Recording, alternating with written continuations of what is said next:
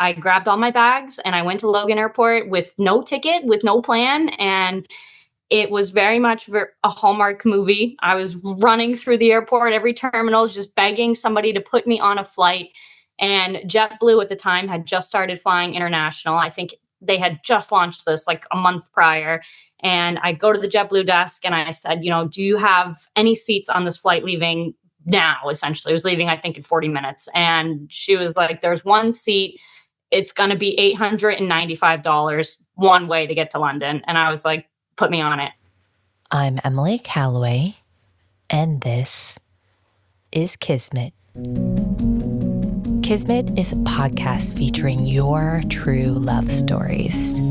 Today, I'll be speaking with Julia, who will be sharing her Kismet story about her last night in the UK and the ride with the stranger who changed her life. Hello, Julia. Welcome to Kismet. Thank you so much for joining me. I appreciate it. Thank you for having me on. Yeah. So you are joining from the UK, which means you are my first international guest. I know you are a US citizen, but you're in the UK right now, which is, I guess, gives a preview of your story and why you are in the UK. But to get started, I'd love for you just to share a little bit about yourself, who you are, your interests, things like that. So I'm Julia. A lot of my friends call me Jules. I am 31. I'm a hairstylist by trade. I own a hair salon about an hour outside of Boston. I'm a huge animal lover. I have a dog. I have horses. I've always been really into animals, really outdoorsy, very campy type of person, if you will. And that's pretty much me. Yeah, I love it. And I love your hair too. Thanks. So take us, I guess, on your journey up to the point where you met your person. I'd love to hear sort of, if you were actively dating, if you're trying to date, if you've given up on dating, if you were on a break, like what sort of your situation in the lead up to meeting your person. So a lot of my friends would probably describe me as more of like a serial monogamist. I've always had a boyfriend. I've had 3 serious partners, and each one I've stayed with for close to 5 years.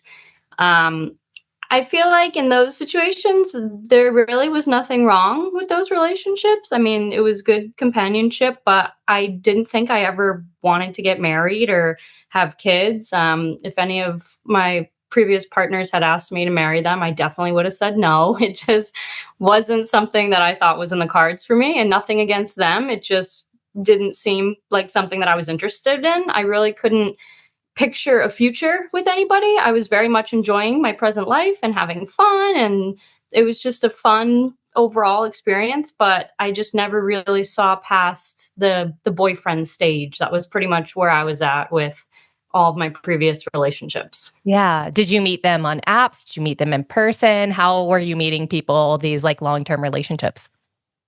Definitely in person. First one was high school. And then the second 2 were just mutual friends through life. I've never really been on the apps. I think in between my partners, there might have been a brief period where I had met maybe 1 or 2 people from the apps, and it was not for me. I'm very much anti-app. I encourage a lot of my friends to just get out there and do what makes them happy, because I do think meeting someone organically is just a better way to meet the right person for you versus trying to sift through, all these profiles of what you think you might want, because what you think you might want might not really be what's destined for you. Absolutely. And I also think that, we all basically share the info of how we want to be perceived on the apps, right? So this is how I think about myself, but how you show up in real life may be a little bit different. You might be quirkier. You might be like a little quieter, like you might be louder, who knows? So I think that to your point, like that in-person element, there is nothing that can really compare to that. Yeah. I guess let's get into the good stuff then. So how did you meet your person? Take us through that whole journey of your love story and, sort of the lead up to it and your mute cute and where you guys are now. So I've always been an avid traveler. Ever since I probably I think it started when I was about 18. I actually found $900 on the ground in a Walmart parking lot just by itself floating around. Oh And my I God. booked, yeah, I've always been really lucky like that. But that kind of happened. And I booked my first solo trip. And that kind of sparked travel in me. So since then, I've really been traveling quite a bit, as much as I can. I love to get a real life experience. So that's led me to meet many friends all over the world. And I found a great group of friends here in the UK, in Devon, about 10 years ago. So the first time I had traveled here was 10 years ago, and met a community of wonderful people who I have returned to visit almost every year. Other than the pandemic, I've been coming to this part of the country for the last 10 years. And back in 2023, when I was here, I had received a message from somebody on Instagram, and it was from a man I didn't know, and he asked me for a drink, and I was not about to meet a stranger from the internet. So I asked one of my friends who I was with if she knew who he was, and she did. She had known him just from mutual friends, and she said he wasn't a bad person. She didn't know much about him, but he wasn't anything, horrible. She had never heard anything horrible about him either. So I let him know that we were going out that night in town. I didn't tell him where. It's a pretty small town. And I just said, we'll be out tonight. Maybe I'll see you. Maybe I won't. Kind of left it at that. We had gone out. We had a great night. We were kind of finishing up our night. Definitely had too many drinks. And I got a little confident, I would say. And I actually called him on Instagram to see if he was out. And he answered, and I didn't expect him to answer. So I hung up immediately without saying anything. And he messaged me right away. And this was about midnight. And he said, I didn't go out tonight. I'm not really a big drinker. I don't really go out too much. It's not really my thing. But if you guys need a ride home, I'm happy to get out of bed. I'll pick you up. I'll bring you back to your friend's place. Make sure you guys get home safe. Let me know.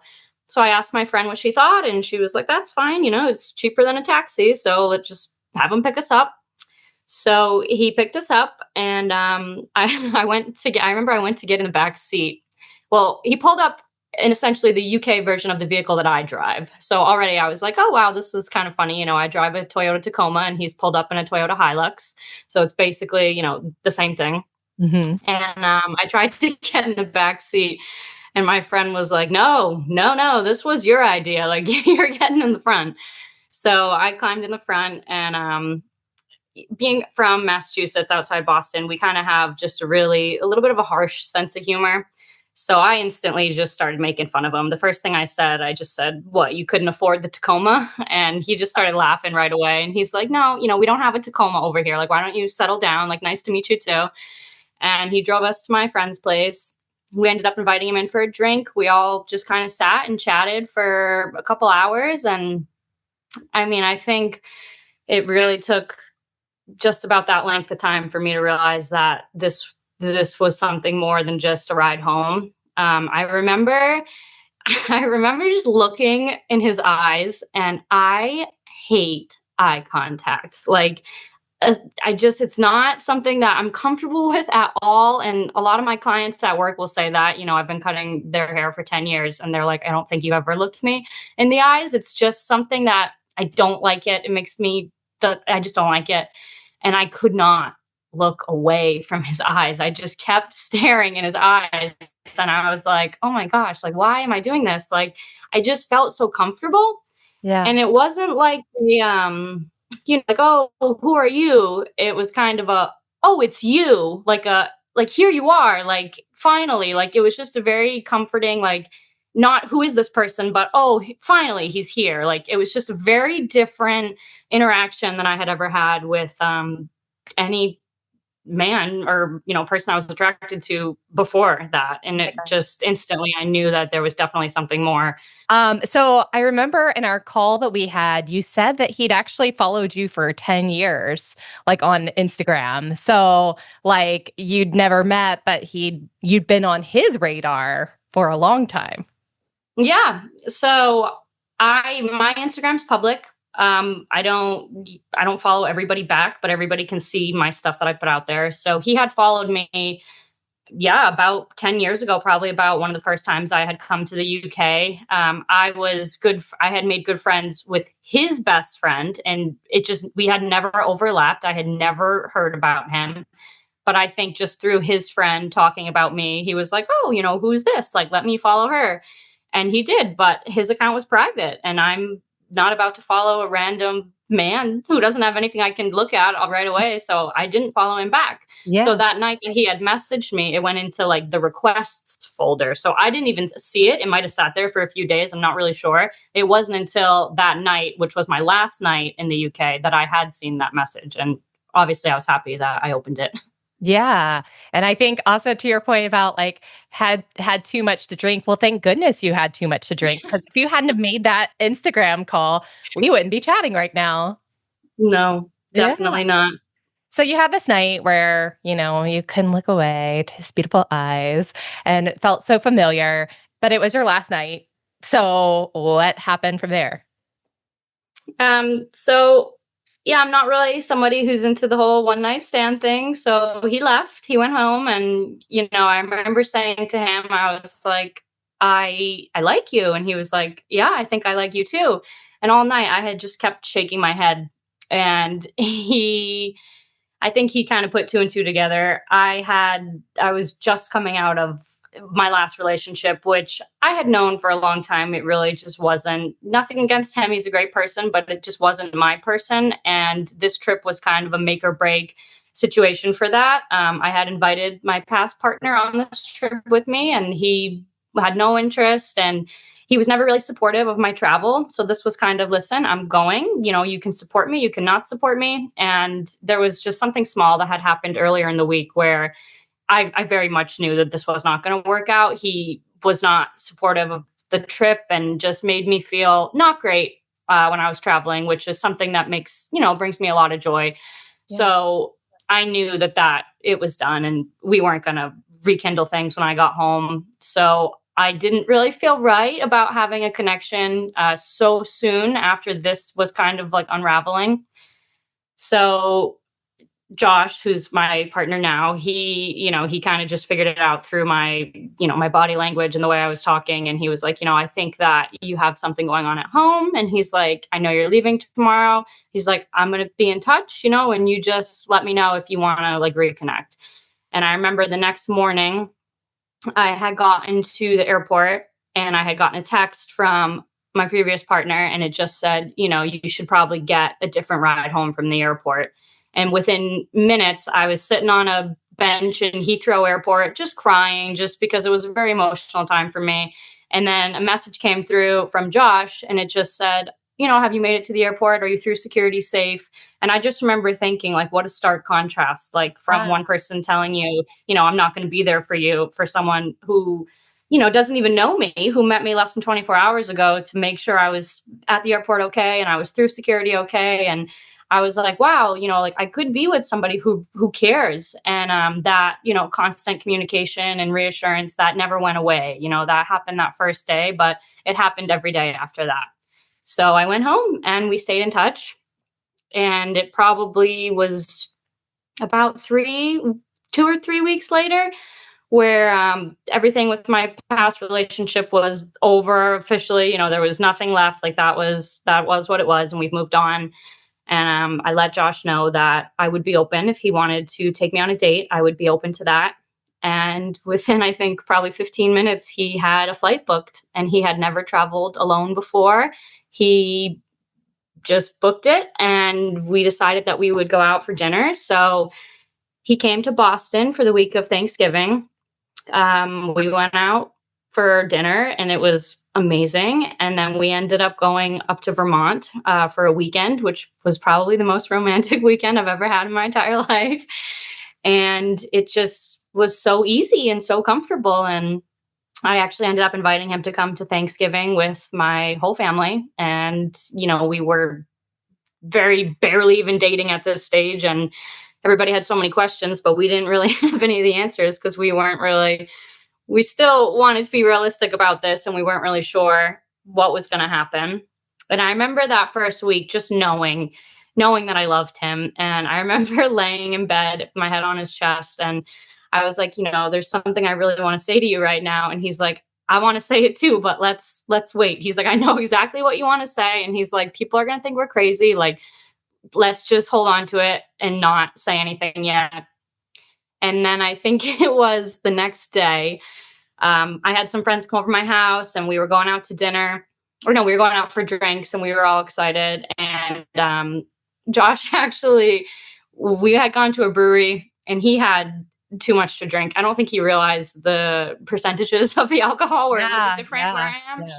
And so he had a few too many beers, and he said to me, he's like, like, I don't think I'm going to come out for drinks. Like, is it okay if I just stay at your house and just go to sleep? Like, I just don't want to get out and be too drunk once we're out. And I said, of course, no problem. Like, the Uber's outside. Like, we're going to go. But if you want to stay here, that's totally fine. And he was just like, okay, like, I love you. Have a great night. And both of our faces, we were like, oh my gosh, like, did you just say that? And instantly he was like, oh, I didn't mean to say that. He's like, well, no, I mean it, but I didn't mean to say that now. And he's like, but I do, it's true. Like, I do mean it. And I just remember getting in the back of that Uber, going to the bar with my friends, just being like, oh my gosh, like, this is happening and this is real. And everything I'm feeling, he's feeling it too. Yeah. What did your family and friends think? You'd had this long-term relationship, you just broke up, you went to the UK, you met somebody, he immediately comes to see you, and then he's at Thanksgiving a month later. Like, what did they think? Did they see it immediately and they were like, oh, okay, yeah, yeah, this is it? Or they were like, this might be a rebound. Like, what was their impression of the whole situation? So thankfully for me, my parents actually snowbird in Florida, so they were not at that Thanksgiving. I don't know how supportive they would have been. I think if they had known that I had invited him, they would have been like, "You are insane." But the rest of my family, it was hard because, again, nothing on my previous partner. Everybody really liked him. He is a good person, and it was hard for them to be like, you were just dating somebody and now you have this whole different person with you at a family holiday. Like, usually you don't bring someone to a family holiday unless it's pretty serious. But nobody had any problems with him, and they were happy to get to know him and talk to him, and everybody thought he was really kind and handsome. But I think at that stage, it was just a little early to tell. I think it was kind of a wait and see, like this, a lot of my family was like, this seems a little unrealistic. But also at the same time, we know how much you travel and how much this is your life. So where it might be realistic for us, this might be more realistic for you. And I think that once it started to unfold, they couldn't be happier. Like, once everybody got to know him, everybody was just over the moon. That's awesome. So, what brought you to Devon originally? Like, of all places in the world, what was sort of the draw to Devon that first trip like 10 years ago? So I had a friend who came to the US to work at a summer camp, and she was from here originally. So I had come to see her, and then that first time I came, I stayed for a month, and I just ended up meeting a wonderful community here. And it was just, I had never felt home like I did anywhere in the world that I did here. And instantly I just knew that this was a place that for some reason I was drawn to. And I look back now and I wonder if maybe Josh is a part of the reason that I did feel so drawn to Devon and that I did want to come back, because I just felt like there was more for me here. And I didn't know what at the time, but I knew there was something that kept bringing me back time after time. And I think looking back now, there are so many times that me and Josh would have been in the same place at the same time, and not even have known. Yeah. Oh my gosh. I love that. Like, that's something that I'm so fascinated by. And it's one of the reasons that I've started this podcast is all those like near misses, almost like what ifs that just the timing wasn't quite right. Like, you weren't in the right place at the right time to really be together. And I don't know. I don't know if you saw me tearing up, but I was when you're just talking about it feeling like home from the beginning, it just I don't know. That's really beautiful. So you had this Thanksgiving, you fell in love, he met your family and friends, and then how did you get to where you are now? So what happened from that point? So the next time we saw each other, he invited me to come here for Christmas. First time to see his place, the first time to meet his family. And I had gotten myself on a flight through a standby flight, and it ended up getting canceled the day of. So this was the 22nd of December, 2023. And I just had a feeling to just figure it out anyway. And I grabbed all my bags and I went to Logan Airport with no ticket, with no plan. And it was very much a Hallmark movie. I was running through the airport, every terminal, just begging somebody to put me on a flight. And JetBlue at the time had just started flying international. I think they had just launched this like a month prior.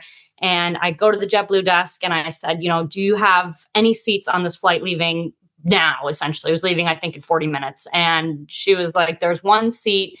It's going to be $895 one way to get to London. And I was like, put me on it. And she's like, are you sure? And I'm like, put me on the plane. Just do it. I have to go. Like, for me, this was a very much like make it or break it moment. I wanted to be there to meet his family. I wanted him to know that I was serious about this. And I got on the flight and it was magical. And he drove 3.5 hours in the pouring rain that day, picked me up on Christmas Eve, brought me to, his family's party. And he says it all the time. It was the best Christmas he's ever had. And it just was, meeting his family just was incredible. We just got along so well with everybody. And I built this relationship with his parents that like is different in the relationship I have with my own parents. And it's fills in the gaps of things that I didn't have in my own life. And that was something I had always wanted in a partner, was to feel that connection with their family too. And instantly I did. I had that with his family. So after that, we just said that we'd figure it out, and we would, that was the day we decided to officially start dating. So Christmas is our anniversary. And every 4 to 6 weeks after that, we have met in various locations. We've gone to the Netherlands a few times. We've gone to Belgium. We've met in London. We've gone to Florida.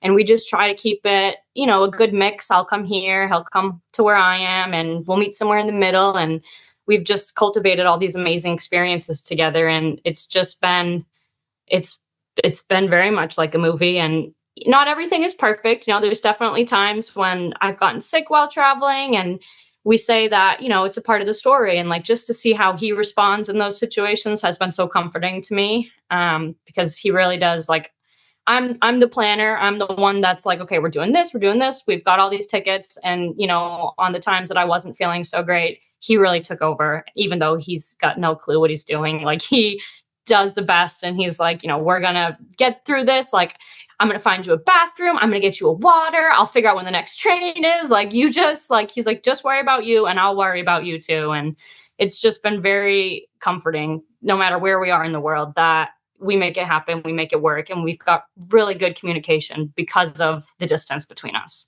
That's so amazing. So, a couple of things that I'm thinking, like, first of all, that first Christmas together, like, it does sound like the holiday too, that Kate Winslet, Cameron Diaz movie, like, that's sort of what it brings to mind for me. But also just the sort of lore of that story, the fact that you had to jump through all these hoops to get there, and get there on Christmas Eve after all of that too. Like, that is like that $895 or however much you spent, like that's going to pay dividends for the future, right? Because that's part of the history of your love story. So I love that.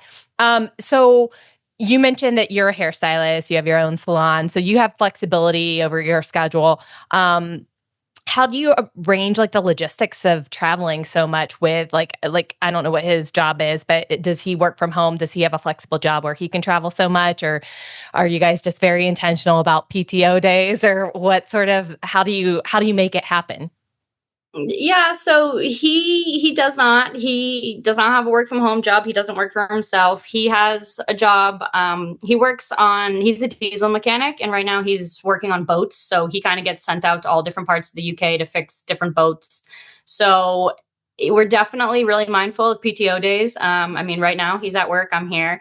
But his company has been really, really wonderful. And, they know our situation, and they've kind of offered him a little bit of like, instead of when he works overtime, giving him extra pay, they're willing to give him like hour for hour of paid time off. So that's been like a godsend, because him being in the UK, he definitely gets a little more vacation time than like we traditionally would get at home in the US anyway. But being able to, when I'm not here, he doesn't have any pets right now. He doesn't have anything else going on here. So when they offer overtime, he's happy to take as much of it as he can. And we just kind of take those extra hours and we make it happen. And it tends to work out that I do come to Europe, or I'll come here more than he will visit me. Hmm. But we do the best we can, and we really try to work around everybody's schedule just to make it happen. Yeah, I mean, I think that, that saying where there's a will, there's a way. And it sounds like you guys from the very beginning, like just sort of were in it from the time that he got out of bed to pick you up to just see where things go at midnight when he'd been sleeping to, hopping on that flight the moment you said, "Hey, I think I'm open to this." And then 15 minutes later, he's got his ticket in hand. And then, you flying out and having all these obstacles thrown at you, like canceled flights, not being able to get there, having to spend a lot more than you were anticipating spending and still making it happen. Like, it just sounds like, not only that you were both on the same page, but you recognize the rarity of what you found in each other, and you weren't going to let these obstacles stand in the way of seeing where things went. And I think that's something that we can all learn from. I think so many times people look at practicality and they look at, sort of obstacles in the way, and they're like, well, this isn't realistic. And they lives across the world, and I'm not ever like, we're never going to see each other. So, it's better that I just like let this go and be just a memory. And the fact that you guys were like, no, this is rare. Like, I'm going to make it work, even despite all of this. I think that's really something that, I can learn from, and a lot of people can. Yeah. The night that we met, he has told me before that when he was driving home after meeting me, he said to himself, "That is my wife. This is my life. I know it." And from the beginning, it's been like that for both of us. Like, I think we just knew it was so different than anything else that we had ever experienced before. And it was worth, making those sacrifices for, and overcoming those obstacles just to be together, because it really is like, it's like magic. Ah. Oh. Magic. Love it. So you met in 2023, fall of 2023. We are now almost to fall of 2025. So you're obviously in Devon now. So Yes. things are going well. So what's the latest? So on Saturday we got engaged. My gosh, that's so amazing. It was actually so special because he knows how important family is to me. And his parents they've been divorced for over 10 years now. They both have new partners who are amazing human beings. And we were planning to go to his mom's house this past Saturday for a cookout. It was just, we were going to do like a Christmas in July where we could get, the family together and spend some time, have a little cookout. And when we were on the way there, we got a message that his dad and his stepmom were going to be there, which was crazy because his mom and dad haven't sat and dined at the same table since they were divorced, 10 plus years ago. So we were both like, wow, this is, amazing. Like, we're going to have the whole family. And his brother has children. So, his niece and nephew would get to have both sets of grandparents at, the dinner table for what would be the first time in their lives. And it was just a very special moment. And I knew it was going to be great to have everybody there. So as we were leaving his cabin, I actually grabbed my tripod for my phone because I was saying it'd be really good to get a family photo. I don't want to have anyone have to take the photo. It'd be nice to set it up. So we get there, and his stepdad is ahead of me already. And he's like, "Oh, I'm trying to set the tablet up so we can all get a picture." And I was like, "Rod, I brought my tripod." And he's like, "Did you?" And he's like, "Why?" And I'm like, "For this reason. Like, I knew we were never together. Like, this is so special." And, here I am with a stepdad setting up a tripod Mhm. for unknowingly my own proposal. And we set it up, and we all, his dad and his stepmom got there, and we all got around the dining table. And I thought we were just taking a group photo, and he just whipped out the ring in front of Oh everybody my and god. really caught me off guard. Yeah. Oh, that's so amazing. Like to have that evidence and, have everyone there together. I mean, what a memory. Oh, I love that. So it's kind of funny though. I've only had, you're my seventh guest that I've had. And this is the second time that I've had someone get engaged within our first conversation, or basically when we connect to the taping. So I'm like, maybe there's some magic in that too. I think so. I think you might have a little bit of magic in you. I hope so. I don't know. Maybe the universe is conspiring within me. But that's so beautiful. And I think it's beautiful that you know, you met the right person and it sort of shifted your mindset around marriage as well. So, I mean, I guess can you talk a little bit about that? Like what changed really from being someone that didn't really see that as your path to being someone that's open to it and excited for that future? Um, I think for me, it was, I didn't know really if I wanted to have kids or not. I've never been like, that was never my goal from being like a young age, never to be a mom or really anything. And I'm definitely a mom to my animals in that way, so I know that I have that inside of me. But I don't think I had ever met somebody that I was like, how could I deny this person of being a dad, of being a husband, of being, a father? Like, it just was very different in that, like, I wanted to be a wife and I wanted to be a mother because this person made me like the best version of myself. And he made me realize, like, what we have is so special. To be able to share that with a family would be incredibly special.